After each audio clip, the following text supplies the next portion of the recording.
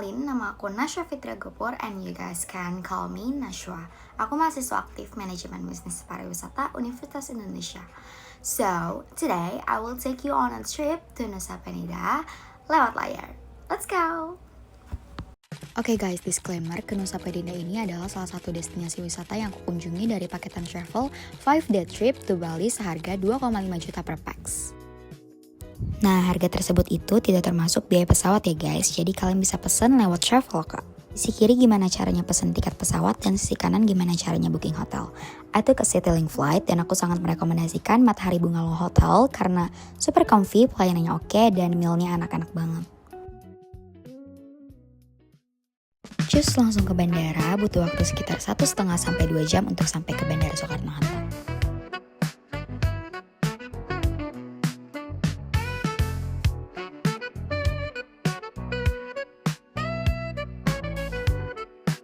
Nah, ini nih alasan aku selalu pilih flight sore karena bisa sambil ngeliat sunset dan juga sampai-sampai langsung istirahat di hotel.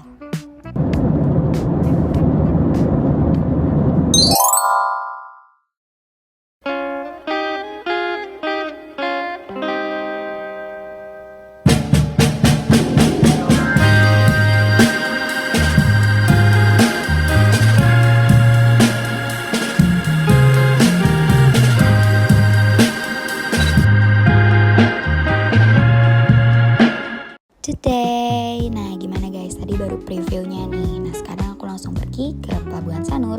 Butuh waktu sekitar 1 jam naik mobil dari Matahari Bungalow Hotel. Nah sebelum tadi ke Pelabuhan Sanur, aku sempetin dulu ke pantai Matahari Terbit Sanur yang jaraknya cuma 5 menit dari Pelabuhan Sanur. Nah ini kita langsung masuk ke Pelabuhan Sanur menuju ke kapal untuk langsung ke Nusa Penida.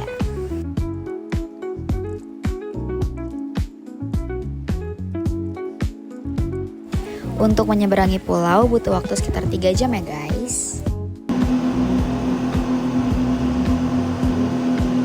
Sesampainya di Nusa Penida, aku langsung aja menuju ke Diamond Beach, Clinking Beach, dan Broken Beach. Sebenarnya kalau kalian mau lebih hemat, bisa banget untuk cari travel package yang 1-day trip to Nusa Penida. Jadi kalian bisa pilih nih mau West Trip kah or East Trip. Nah, ini adalah salah satu weakness dari destinasi wisata Nusa Penida karena jujur jalanan menuju ke wisatanya itu masih kurang baik dan memerlukan driver yang memang udah pro. Destinasi pertama adalah Broken Beach. Keindahan alam yang dimiliki oleh Broken Beach menjadi daya tarik wisatawan baik lokal maupun non-lokal. Kebersihan di sini juga sangat terjaga loh, orang-orangnya juga sangat ramah. Nah, itu merupakan poin plus dari Broken Beach untuk menarik wisatawan lebih banyak. Next destination, kita pergi ke Clinking Beach. Jujur ini lumayan jauh, jadi hitung-hitung ini bisa jadi olahraga lah buat kita. Nah, ini dia Clinking Beach. Jujur ini pemandangan itu bener-bener bagus banget, indah banget. Tapi lebih bagus lagi kalau misalkan kalian bisa ke bibir pantai. Cuman perlu perjuangan yang besar juga ya guys.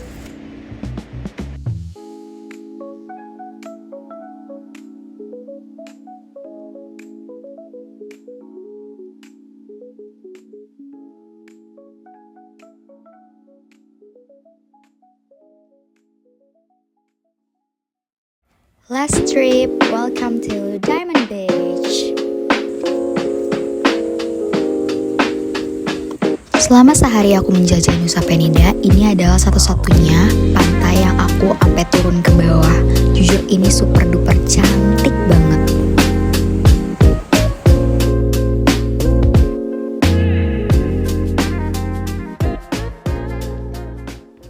Nah itu dia 1-day trip to Nusa Penida. Gimana nih guys? Seru banget kan? Walaupun lewat layar doang.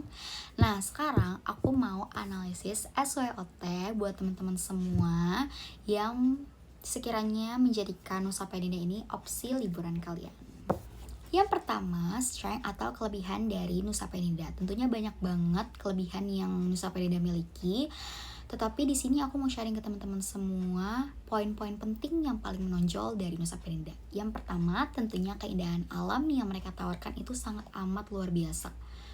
Benar-benar memanjakan mata. Untuk self reward juga oke banget. Untuk healing apalagi untuk teman-teman semua yang pecinta alam, tentunya itu benar-benar kayak wow banget. Nah, yang kedua adalah keanekaragaman hayati laut. Nah, di sana itu terumbu karang itu masih sangat alami banget dan bener-bener bersih banget ya. Kalau di bibir pantainya di Diamond Beach, terus juga Broken Beach, Kelingking Beach, itu bener-bener bersih banget.